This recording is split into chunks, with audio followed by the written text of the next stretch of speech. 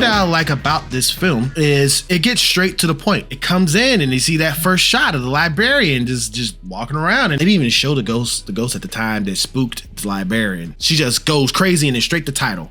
I'm like, yo, that's nice. You know what type of movie that you're into, that you're going into right off the bat. Right, it's like a tone setter. I think this film is laser focused on two things, and that is the story and the characters.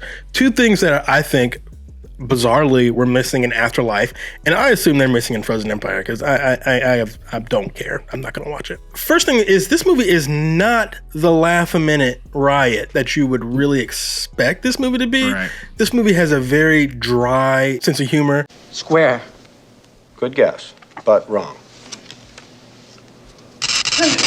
Because I feel like this movie is always like kind of teetering, right? It always is like right about to like not work, but then usually someone comes in with like a quick quip and it like writes itself. So it's very interesting. 10 people witnessed a free-floating, full-torso vaporous apparition. It blew books off shelves from 20 feet away and scared the socks off some poor librarian. I'm very excited. I'm very pleased. Back in the day, and I'm talking way back in the day, okay? Like way before my time, before your time. The lead singer for the Temptations had a specific sound in his throat, which made it sound like his voice would crack, but it never did. And that tension is what made his voice sound beautiful. Talking about David Ruffin? Yes. And I think this film is essentially the David Ruffin of movies. They coming to see me. They coming to see the Temptations. Ain't nobody coming to see you, Otis. You keep thinking this movie is going to fall apart, but it doesn't, right? And in some way, that's kind of what makes it beautiful, because you can tell, and the movie spends absolutely no effort trying to hide this. You can tell that they're ad-libbing the bulk of the script. Every once in a while, they'll get back on track, so the story can move along. But for the most part, they're just kind of like riffing. It's like essentially like three guys having a great time with one another. And you can tell these guys have great chemistry because they've obviously, a lot of them knew each other from their SNL days and things like that. Right. And that camaraderie between the cast, I think, is what makes this movie special. I was just about to say the same thing. You can feel the vibe, but then they're like they knew each other forever. With one notable exception, and that is Winston. Winston does not gel very well in this film.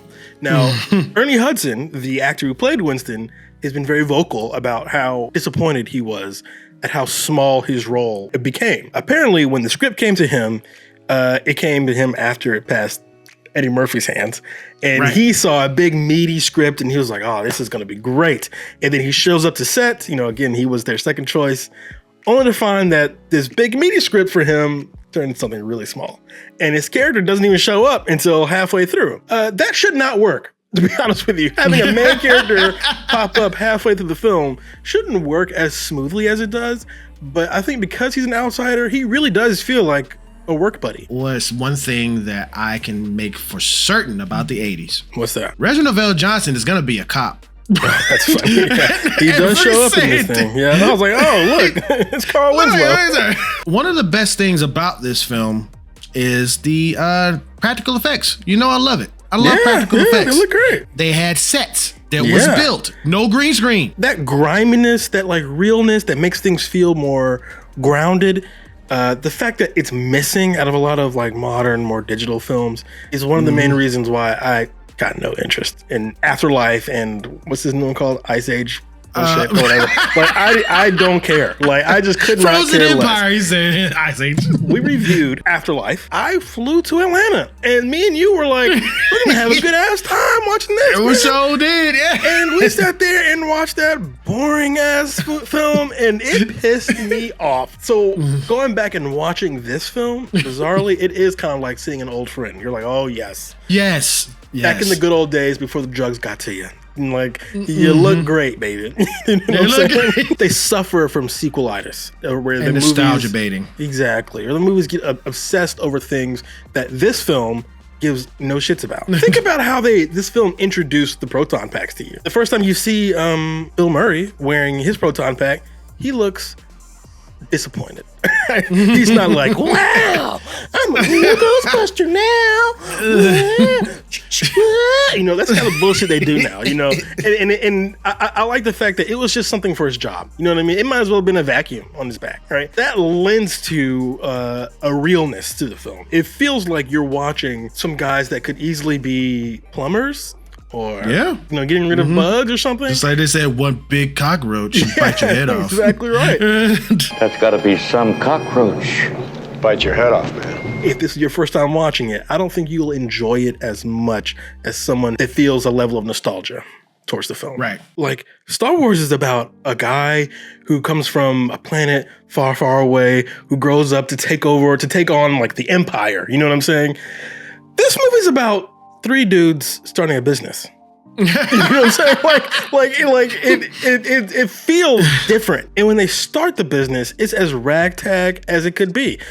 They turn on the Proton packs and they're like, hope we don't die. No, we don't die. Because, whoa. we're wearing nuclear packs. Like they're nuclear. Yeah. We could blow up this whole daggone building. Switch me on.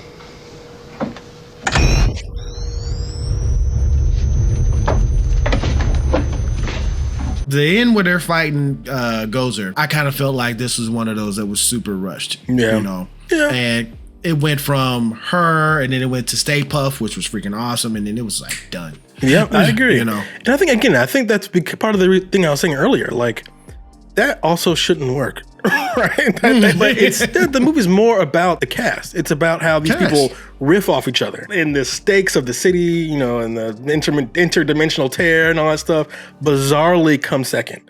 And at no point is Bill Murray like, we need to stop it. He's just like, well, He's like playing with the crowd. Hey, what's up, Ghostbusters here? Right. Let's have a good time. Oh, yeah. He's like, cross the streams, even though you said we'll die. Fuck it. Sure.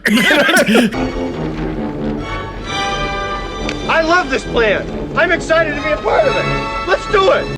It's like such a funny way to approach the film. You know what I mean? The very casual nature in which he delivers all his lines make everything sound sarcastic, and you can't tell if he's even being serious or when he's being serious. Yeah, adds a lot of humor to this film. Like when you have like the scenes that you clearly see with Sigourney Weaver, that was like his time to shine as a comedic actor, and I'm pretty sure a lot of stuff in that apartment was made up. Of course. It all came together to make him look like a creep.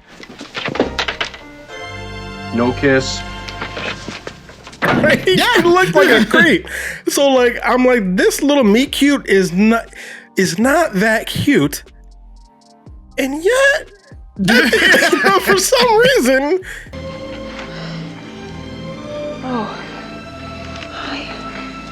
But this is Columbia Pictures' #1 most profitable film ever. Still, like when you adjust for inflation, of course, right? Which again tells you how big this film was. My real introduction to the Ghostbusters was the TV show, the cartoon. Yeah. Which had nothing to do with this film, right? I mean, the name's the same, but they couldn't use anybody's likenesses or anything like that. So, Egon's got like blonde hair and it's like a big, toilet paper roll in the front, that kind of thing. I think the problem with Ghostbusters is there's not, in my opinion, very much you can do with these guys, right? I think this movie, it's got a beginning, middle, and end, and it doesn't feel like we can naturally go somewhere else. Like, they literally opened up a dimensional portal. Where do you go? Yeah, because when you think about it, this second film kind of felt like Ninja Turtles' second film. It's like, right. Yeah. And like walking in the Statue of Liberty, and they tried to catch lightning in a bottle again, but they couldn't quite do it. Again, that kind of like teetery type thing. In my opinion, 2 fell off. It doesn't quite work out nearly as well as 1. And the sequels aren't even in the same vicinity. Both soundtracks were dope from the first one, but the second one had that Bobby Brown joint, and I guess that's really funny.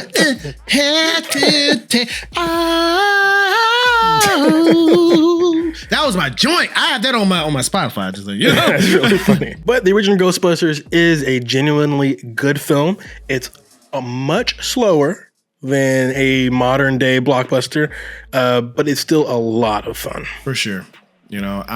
I enjoyed reviewing this film. I liked this film from my past. It brought up memories of, you know, when I watched it with my brother back in the day. But more importantly, what did you think of Ghostbusters? Let us know in the comments down below.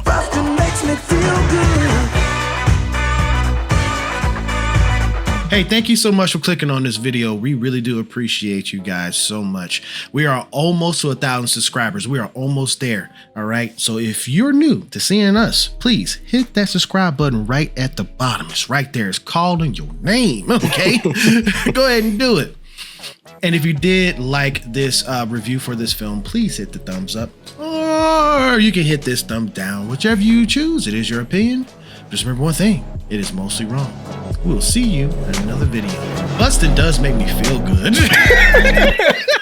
I can't believe they said that in the trailer, man.